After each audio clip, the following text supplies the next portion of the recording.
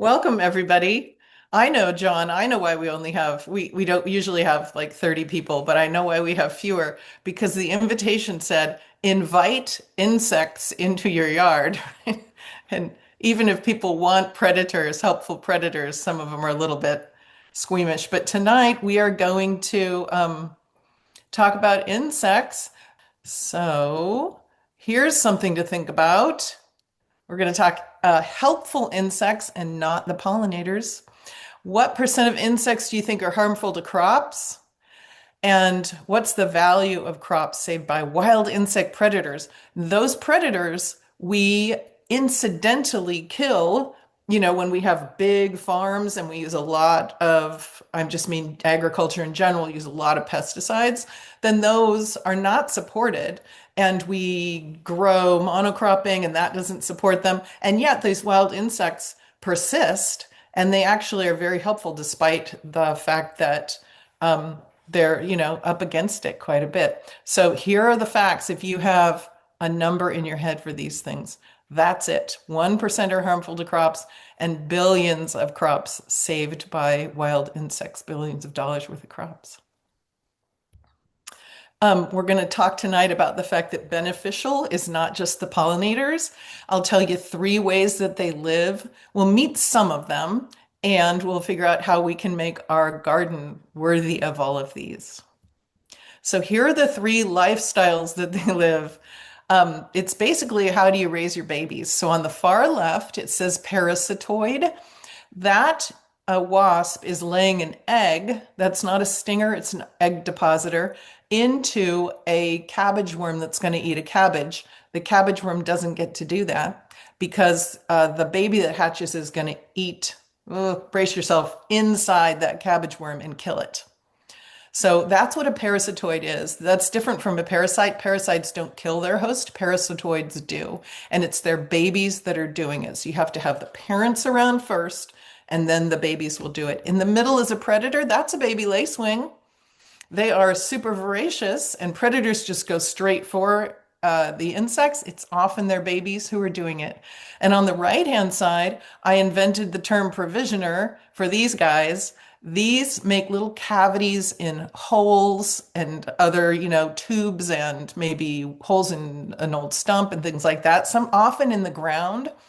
And they lay one egg in each of these little cells, and the egg hatches and it's hungry. So in this case, the green are baby wasps. Bees do not do this quite the same, but wasps do this in that you see that there are lots of worms around the babies, around the green baby wasps. Those little wormies, little caterpillars, were collected by the parents, stunned, and put in there for the baby to eat. So the parent packs a lunch and then they seal the egg in with those and it hatches and they get to eat until they have matured and they crawl their way out. The way that bees don't do this is it looks the same, but bees put, these are solitary bees, not honeybees. They put a ball of nectar and pollen in. So if you think, oh, well, I want things to eat my insects, but I don't want wasps, we should meet some of the wasps because they're not all yellow jackets. So let's look at the cute one first. The ones in the middle are the first hatchlings. They vary a little bit in color based on what species of ladybug it is. And a lot of people know that the ones on the right-hand side are a more mature, what's called instar. The babies shed and they come out, they get bigger and they're in a different color. And there's a little pupa there. So all of those, if you keep an eye out and you haven't seen these before, I think you'll start to see these babies all over the place, or at least you'll sometimes see an empty pupal case on a wall or trees and all over the place. Ladybugs eat aphids. Ladybug babies do. They put their eggs on the bottom of leaves. So do cabbage white butterflies. So you see the grooves on the cabbage white butterfly eggs? You probably want a hand lens to check this out if you find some eggs and you can't tell the difference, because it'd be sad if you wiped off or killed the ladybug eggs. So not the end of the world, but it's nice to know so you can take a look. Look at this is where those ladybugs come from. In the winter, they need a place where they won't freeze, but they also won't be too warm because if they're warm, they'll run through all their stored food in their bodies and they won't be able to survive. So, what some commercial sources do is they go to these canyons. It's a really fun field trip, too. They go to the canyons and they scoop them up in basically deli cartons. And then we can buy them. And most of us have bought them. I bet I have bought them when I was many years ago. And there are a few things to know about those. Besides it's a fun field trip, most of them leave. And I know we say, well, if we release them at night, then they'll stay around because they won't fly away and they'll decide to stay in our gardens. But if I see, if I go out there and I see five ladybugs, then I think there are a lot of them in the garden, but they do really fly away. The reason is they're just coming out of hibernation. And if they had stayed in the canyon where they were staying for the winter in torpor, they would starve. There's not enough food for all of them. So they have this big impulse to fly. So that's why they don't stick around. And that's from the Xerces Society, which is a very great source for invertebrate information. And they can spread diseases from one place to another one. They disrupt the native ecosystem where they were collected sometimes because, there's a lot of collection if you think of the whole country being supplied these ladybugs. And when you do that and you take some away from the population in one area, you can give them a genetic bottleneck. So I know it's a neat thing to do. I wouldn't major on doing it too much. Alternatives are green lacewings. Ask Robin. She was talking about it at the beginning if you came in late.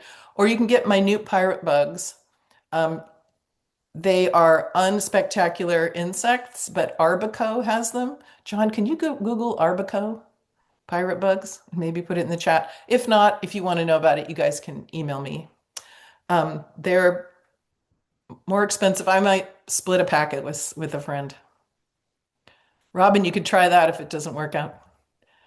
Here's another one, lacewings. They come in green and brown. They're two different species.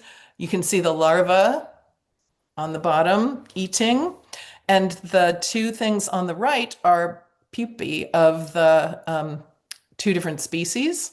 So they are so voracious that if they hatch first, whoever hatches first might eat all the eggs of their brothers and sisters.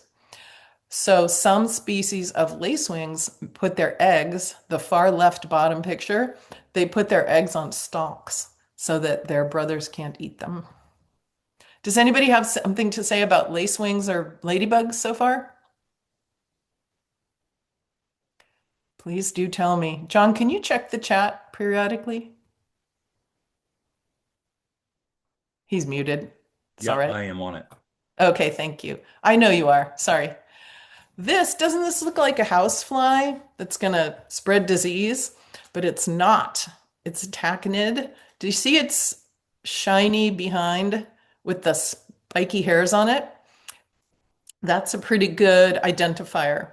The color isn't because there are some of these that look like sort of overgrown fruit flies and other ones that look kind of like dark, fat bumblebees. So often color with insects I find is frustratingly unreliable, but you can look for clues about what they are, like the spiny, shiny butt. And these flies will lay eggs on a pest insect, as in the picture in the middle, and they will, sorry, it's so gruesome, but they will enter that insect and then kill it and eat it, or kill it as they eat it. And the pupae are on the picture is on the right-hand side. I've seen those in my soil sometimes. Here's a trichogramma wasp. This is one of those eggs that's the size of a ladybug egg. That's how tiny they are. This one is 2 millimeters long, and they come as small as like 0.15 millimeters. I can't believe you can get a whole body in that tiny, tiny space.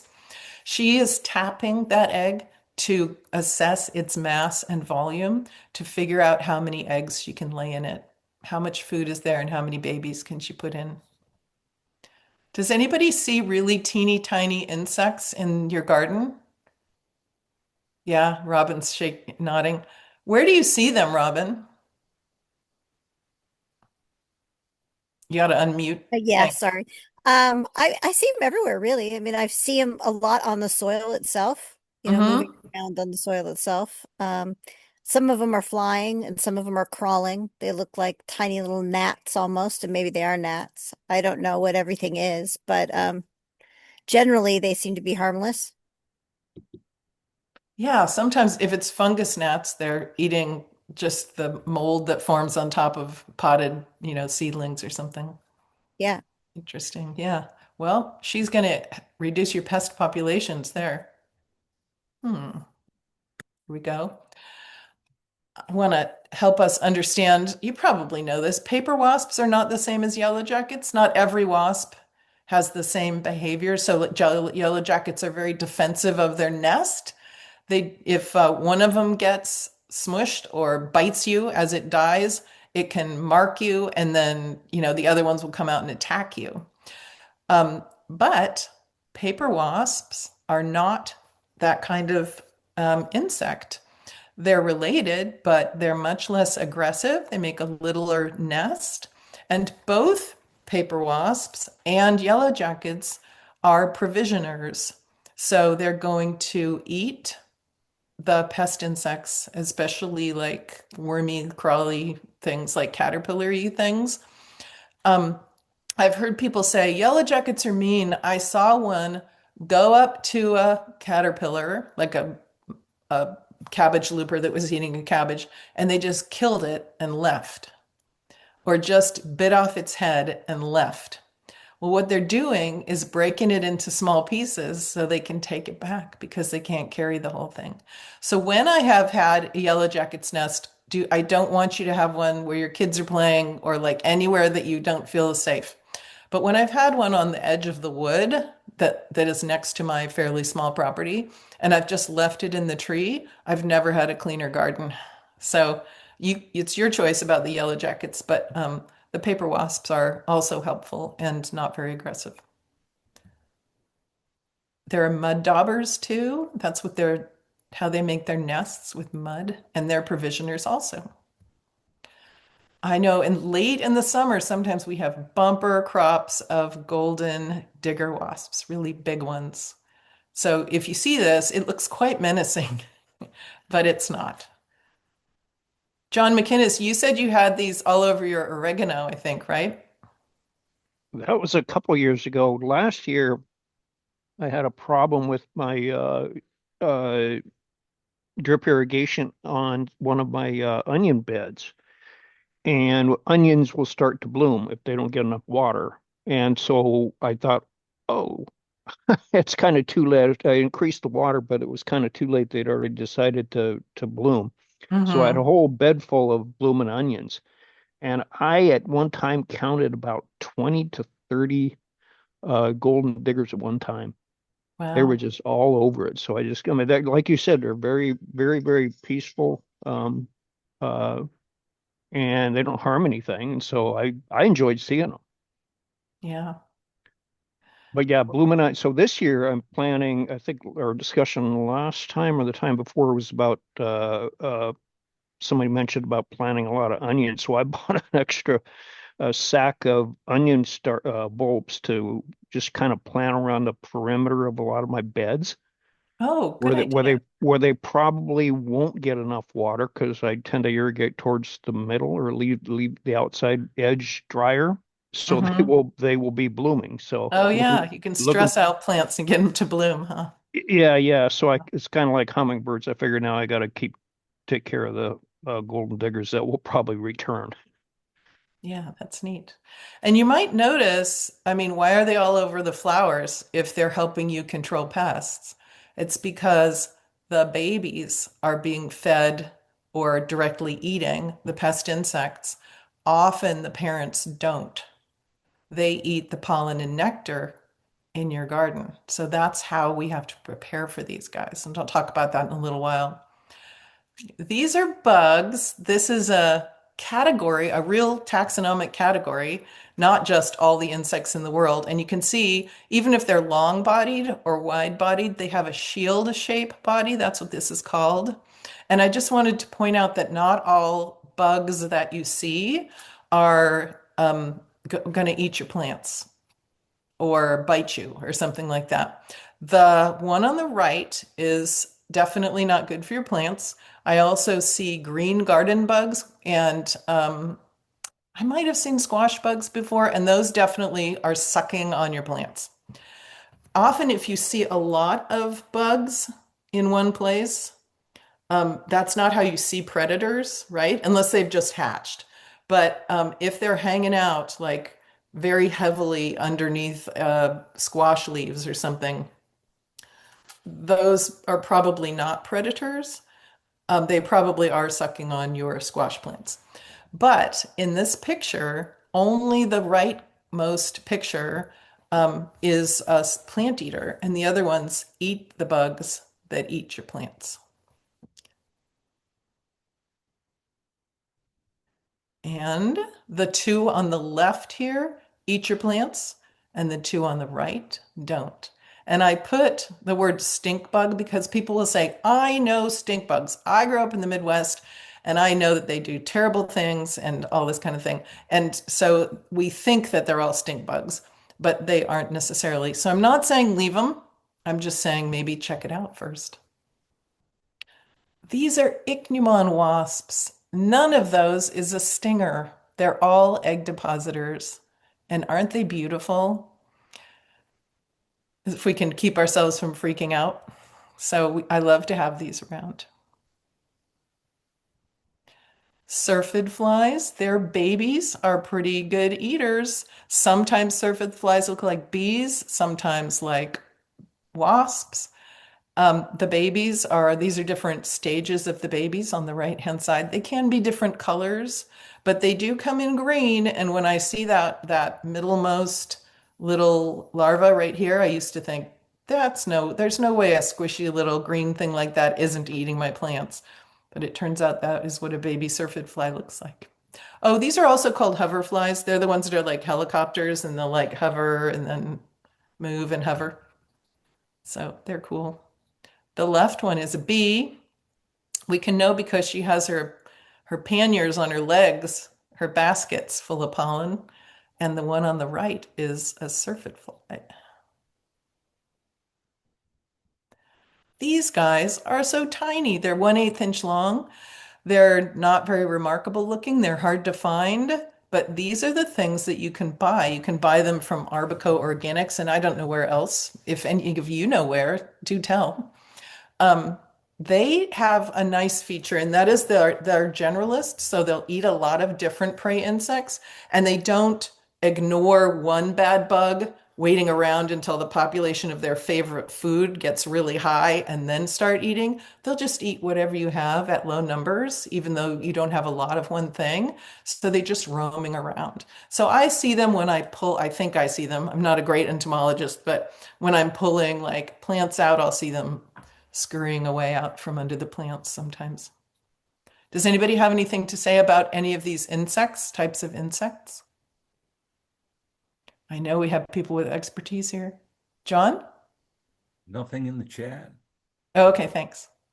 These guys also, the black beetles you see running around, some of the mites are terrible and they suck on your plants, but this mite kills the mites that suck on your plants.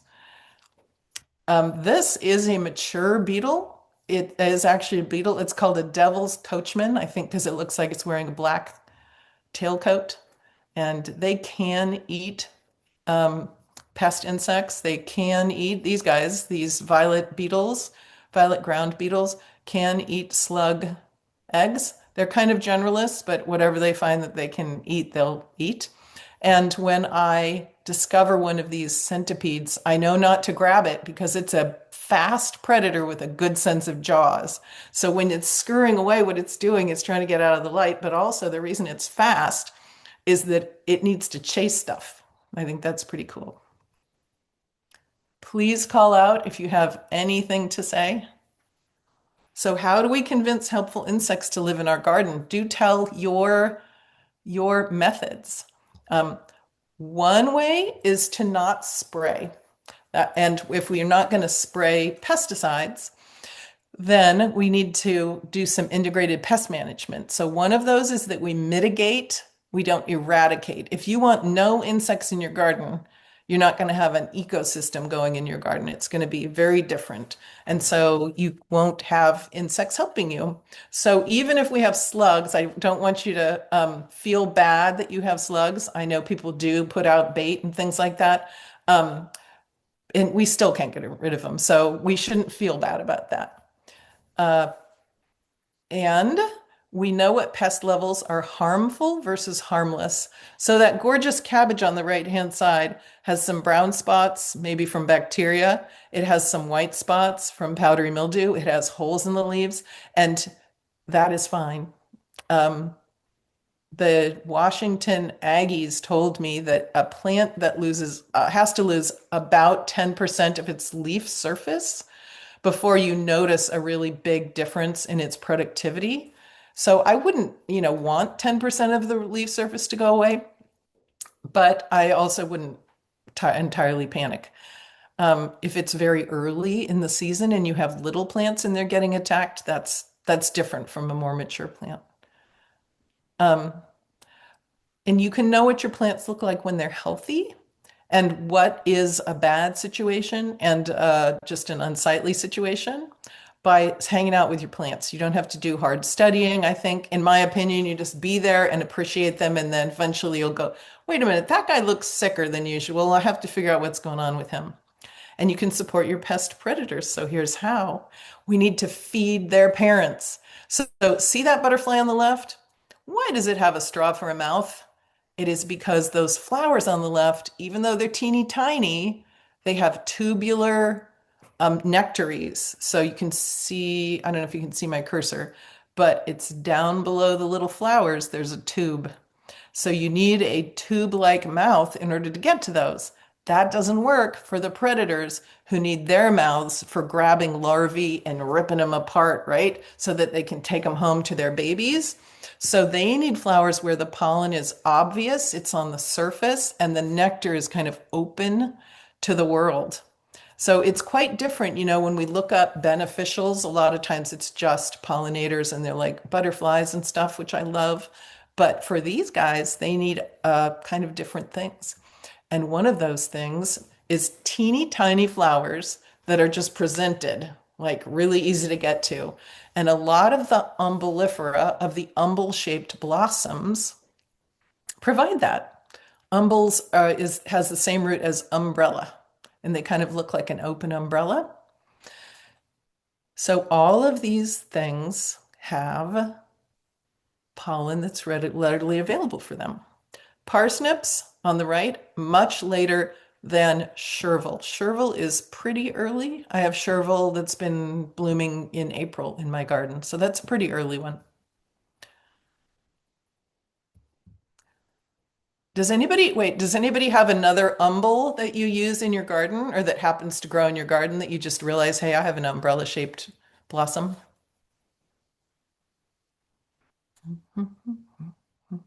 Nope. Okay. The daisy family is also really good. Be thinking about other daisy type flowers. I know we have plant experts here, so do let us know. So all of these things have that pollen in the middle, petals around the outside. Look to them. If you're going to get marigolds, the little tiny ones have a more open center. Some of the bigger ones have kind of a petally center. The sunflowers, there are two things to think about with sunflowers. Well, basically, you want one that has a pollen and nectar middle. You know those teddy bear ones? They're so cute. My kid grew tons of them. They don't have that.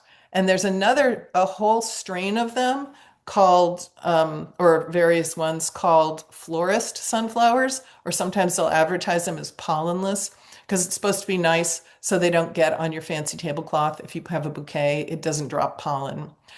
But they're not what we're looking for. We're looking for the ones that actually have pollen in the middle. You can use natives too. So these are divided into early, mid, and late because natives often are some of our earliest bloomers. So Oregon grape, even though it's not a flat flower, it's often listed on the supporting predatory insects and native insects um, lists. So apparently it's accessible. And fringe cup is usually green. That one is pink. It's the middle one on the left. It looks like a cup, but it's pretty wide. So I definitely could picture insects being able to get in there. And yarrow and aster are both quite late. Plus, lots of other things like your weeds. See the teeny tiny little bee on the weeds? I don't even know if that's a wasp or what, but they're on there very early. And dandelions are pretty early crop, aren't they? I mean, an early flower. Bunch grasses on the bottom provide shelter for them.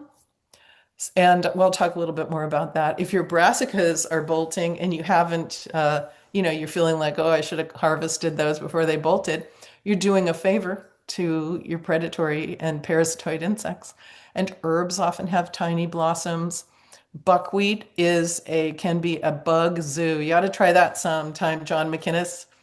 I had some buckwheat, and it was like any time of the day I could go out there and see 8 different kinds of insects, only about two of which I knew. Alyssum, I have a ton of alyssum. You only plant alyssum once, I think, and it goes to seed easily, but it's also when it gets big, it's really easy to remove from the ground if you want to pull some out. Um, but I was recently told by somebody who has a master's in agriculture that they were taught that alyssum is one of the most powerful plants to plant for this purpose because I know from experience why it has great cover. So beetles and things can live under it, and it makes a lot of edible food for them as well. And when it dies down in the winter, if you let it die naturally and don't pull it out, it will produce straw that's very light, but surprisingly, it's kind of weed suppressant, which really surprises me because it's not that thick. Do you have any others? Does anybody have anything else that is attracting insects for food? Insects coming to you for food? I put it in the chat, but comfrey flowers are amazing. I Oh, mean, when tell the them. comfrey bloom, Mhm. they're covered in all sorts of insects. Oh, that's neat. So if you want an insect zoo and like to get to know the local insects, and you can plant those. Yeah. And they make great fertilizer when it's done blooming. You just cut them down and Yeah. put them in water. And they spread easily. So Yes. you plant them once and then you probably want to cut them down, right? You shouldn't feel bad about like controlling them. But they come up 3, 4 times a year sometimes. That's great. That's great to know. We're going to feed their parents, which is what we've been talking about. We're avoiding pesticides and all of the things on this list. But the thing that we haven't covered yet is much about ground shading plants. So we're going to look at that. And you can have a clean water bowl of rocks if you feel like it. You want to keep it clean and cool. And it takes a little bit of labor because it's shallow, so it gets hot easily. And um, it can grow algae, which they probably don't mind, but it can get it needs a little cleaning out, I think. But they need the rocks because otherwise they'll drown. So here's how to keep them safe, especially over winter or in hot periods. So we're looking at cold periods and hot periods. Um, I definitely recommend xerces.org. You should definitely check it out. So they have a big campaign called Leaves Are Not Litter. So the bed on the right has been mulched with leaves. It's a very early perennial bed. So this is like, or you can tell that it's probably February in this picture. March maybe. Anyway, and I can just leave them there so I can put those leaves on and then they'll decompose. But in the meantime, they can protect the insects, of course. And then all those leaves that I don't want on my driveway, because I don't want my driveway to turn into a compost pile, I can just gently pull them off and put them in the more wild areas of my garden. I feel like I'm preaching to people who must know this, but I do know that you see a lot of leaves being taken away and then people buying mulch and putting it underneath shrubs or in semi-wild areas or something. And I just invite all of us to keep in mind that we can put it underneath the trees and the shrubs. And gently too, instead of shredding it, because by the time you're taking those leaves and sweeping them away, they may have insects in them or eggs in them already. Okay. You can also leave grassy areas where the grass grows up and then it dries and becomes brittle. And then it sort of compacts down a little bit, but it's still got a lot of airspace. And then the next year that happens again. So it builds this thatchy, kind of a thick, very loose thatch. This is not something I would have you do real near your house because during the very driest period, maybe you don't want to have something flammable near your house. But sometimes they just stay green until winter. And I just think it's nice not to feel bad about, not having everything curbed up and looking like uh, somebody's come through who likes to manicure perfectly. We can minimize lawn and maximize shrubs and perennials and flowers. And it's nice to group plants in multiple places, not just one plant, because we want to attract them by having a larger grouping. And it's great to have lots in one place, like a really big area where they know they can find shelter and food. But then to get them to cross your garden, it's nice to have little patches elsewhere in the garden. And the reason that we want to have a larger patches, this is an intimidatingly beautiful hedge, don't you think? So they wouldn't have taken photographs of it if it weren't gorgeous, I think. But we don't have to have a hedge that looks like that. We can have this border like this. I don't know if you can see my cursor. It's kind of small, but it's the bottom front of this picture. This is a pea patch. It's quite orderly. It doesn't look it because it's pretty late in the season. But the border is beautiful blooms in the springtime. And then we have seed heads and later blossoms. And there's a lot of shelter in there. The reason they need this shelter is that certainly when it's cold, they can spend the winter in there, right? But when it's warm and hot, they can dry out really easily. So they need to find places that are shady and have more higher moisture content and cooler. So that's great to have like bunch grasses and perennials and things where they can go into the base or leaf mulch for that matter. So this is beautiful and is inspiring. I think it's very nice anyway. But we don't have to have a huge one like this. And this next one is just very magazine worthy. But I think if we look at it, it's probably a lot of herbs. I see some bunch grasses. I see some weeds. I see some plants that maybe do not have the perfect flowers for these insects because you don't have to have all our plants that way, but you could have like one bed or one area, or you can put a larger bed and ideally little bunches of similar flowers across your garden. This is autumn.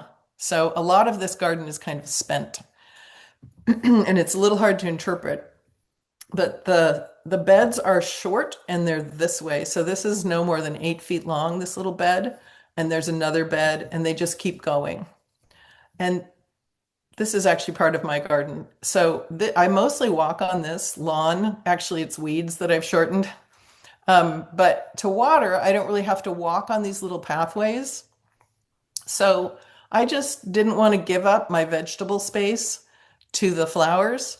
So I would, when I found a flower sprout, I'd plant it in the pathway. And pretty soon they started seeding on their own. Pretty much here, all that's left is it looks like maybe chamomile and a couple of other kind of daisy-like plants.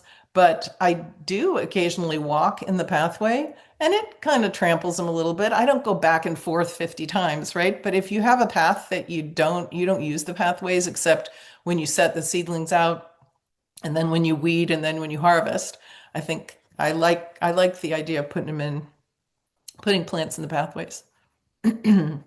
Or maybe at the edges of your beds on the bottom, at the bottom near the path. Did you know that 70% of provisioners are ground nesters and they don't attack you? You know how yellow jackets will come out and get you if you run the hose over them and get their nest wet? These guys don't care because this is not a hive. So, see all those little bumps? It's not a hive, it's an apartment complex. Each bump belongs to a different mother, and that mother does not care what you do to her neighbors. So they don't come out all at once and get you. And they're all over the place. In the past probably 5 days, I've been at Strawberry Hill Park and some of the lawn areas. I look down and it's sandy and fairly dry. It looks like a lawn. Anybody would think it's a lawn. But in between, there are these little patches with little holes and little wasps coming in and out. And then there's some bees on Madison in what looks like the most neglected of little strip mall. It's just boulders and dead earth, it looks like. And there's a whole nest of little delightful little bees in there. So now if you haven't been a person who looks down and looks for these guys, it might be neat to find them. And also know that it's not always yellow jackets, so you can find out. So 70% nest in the ground, and this is what it looks like on the left. This is a bee. She's got nectar and pollen balls, but the wasps do it in the same way. And 30% of them nest in cavities, like that picture. And you can see the bees are going to use pollen and nectar, as I said. So the wasps are the ones that are going to help you. Here's how we can help them. We can leave our perennials that we cut down. Has anybody been told you should not cut your perennials down in early, like January? You should wait until quite late and to cut them down. I see some nodding. Xerxes explains it to us really well that we should cut them to 8 to 24 inches long, but leave them there for 2 years. So lean in because I'm going to show you a kind of small picture. I'm going to explain it. It's winter. This is the winter of 2026, this coming winter.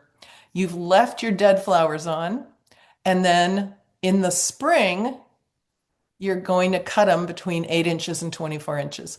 And female bees and potentially some wasps will lay eggs in there. And all summer, those are going to develop, and maybe they're going to get new ones laid in there. And look, they're still there in the third picture down, or the second picture, I guess. But the plant grows up around it. I do it, and the stems, the dead stems, don't show. The next winter, right? The fall, it dies back, and the next winter, they're there. And in the spring, you might think, well, I'm going to cut off those really old ones. But there are baby bees in those really old ones, or potentially some wasps. So we can leave the oldest ones and cut the next ones 8 to 24 inches, just vary it. And so we can just keep doing that. And the oldest ones end up getting pretty decrepit and they just kind of decay and fall over. But that's why we have to leave them. So you end up leaving it for a really long time. Does anybody have anything to say about that? Nope. Okay. We can do this with pieces of bamboo or other reeds. One end should be closed. So with bamboo, they have membranes anyway, and so you can cut like right up against a membrane, and the other end would be an open hole. And it's great to put them somewhere where they really securely, where they won't be blown out by wind or blasted by rain. This is not so great because parasites and disease getting into one part of this big hotel can spread really easily in the rest of the hotel. But they are cool looking.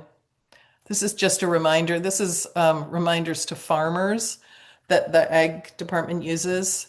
Rock piles, old stumps, brush, and things like that. Again, far from the house because I don't want you to have a fire hazard house, but if you can do far from the house. Old stumps, when they get pithy, are sometimes used by bees and, excuse me, wasps to make holes. And here are some books. They're listed in the resource page. They they're just fun to read and get to know, get to know your neighbors who happen, some of them happen to be insects. I think we're about done. Oh, does anybody have anything to say about these insects? How else do you attract them in your garden? We plant flowers in our garden beds. Right in the beds? Yeah. Yeah, we have one, two, three, five rose bushes in the back, and Barrett does this Swiss roll method that you can find on the YouTube, the Veg Club YouTube, uh, and she does all kinds of annuals and just puts them all through the garden. They also act as sacrificial anodes as well. Hopefully, the bugs will eat the flowers versus eating your veggies. Yeah. Right. That is on how to make an efficient way to start flowers and wildflowers um, is on a video that Barrett and John made on the YouTube channel, the Veg Club YouTube channel. And it's very short. So I just was looking at it last night. And she has a mix of flowers. Anything else in the chat, John? Yeah, John wants to know, let's see, Robin shared that Good Bug, Bad Bug is a good book. Lots of helpful photos. Oh, And then okay. John McInnes, Make do note. any of these beneficial insects control leaf miners in beets and chard? Oh, that's tricky, isn't it? Because leaf miners are inside, so they're like impossible to get. Does anybody know about leaf miners? That'd be interesting. You'd have to catch the parents, I would think. I Yeah, don't know. It's something. I haven't even researched what the parents look like, but what I've been doing is just tearing off either the entire leaf if I let it go too long, or the portion that has the leaf miners inside it, Yeah. and sending that out not in my compost, but the yard waste. Hmm. Um, just kind of control them, but sometimes they can get pretty bad. And the beets tend to recover, but the chard tends to, if it gets bad, you really don't have any good chard leaves left. Yeah. I think last year was a hard year. It was for Not me, yes. not for me, but some other people said it was really bad. It was for me, Yeah. yes. Um, I I've said this a lot, so you probably know. The insect is inside the leaf. It's between the top skin and the bottom skin, as you know. So I sometimes pull the part off, but sometimes I just go around especially if it's small, I just go around the dead area at its margin because that's where they're eating, and I just pinch it between my thumb and index finger Oh, um, okay. to like squish them. And then Hmm. you can leave it. It's going to mold, right? That spot will mold internally, and dry up and stuff. But sometimes if it's just tiny, I just squish them and leave them. No other tips? I Leaf just miner put tips? I just put a thing about leaf miners in the chat. Oh, was it a link?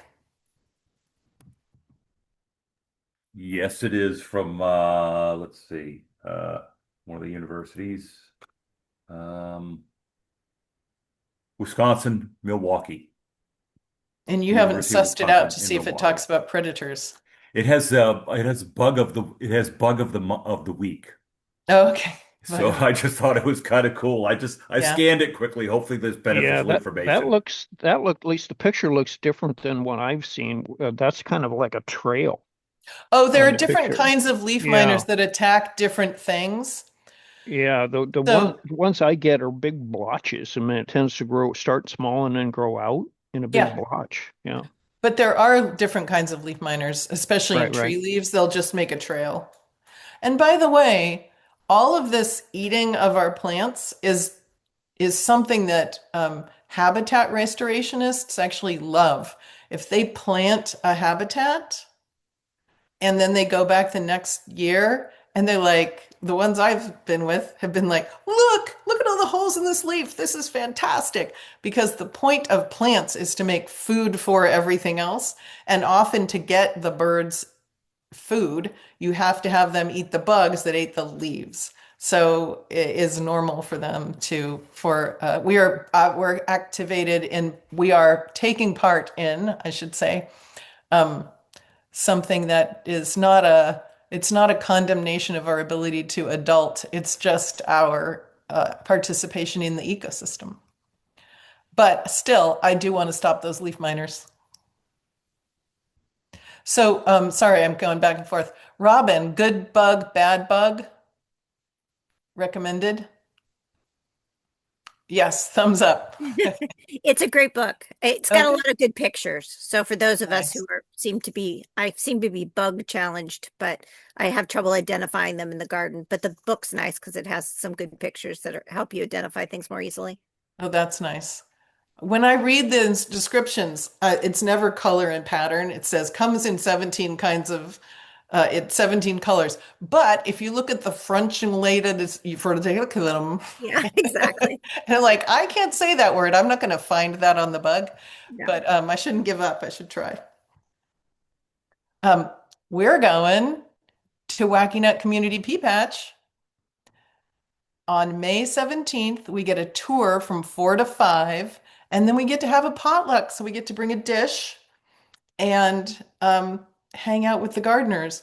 Wacky Nut has, it's probably the most organized pea patch that you'll see in our area. No offense to other pea patches, but they've got flowers that they grow communally and fruit, lots of berries. They have a greenhouse. And last time I checked, these are run by teams. The guy who runs it said, well, I'll check with my greenhouse team. So it's very well organized. It's generally gardened by very capable gardeners, experienced gardeners. Although you can get into the garden as kind of an apprentice level. I guess we'll learn about that as someone who has some guidance in gardens along with another more experienced gardener.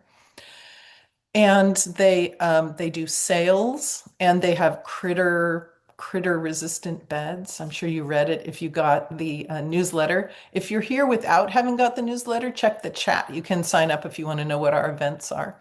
Registration is required.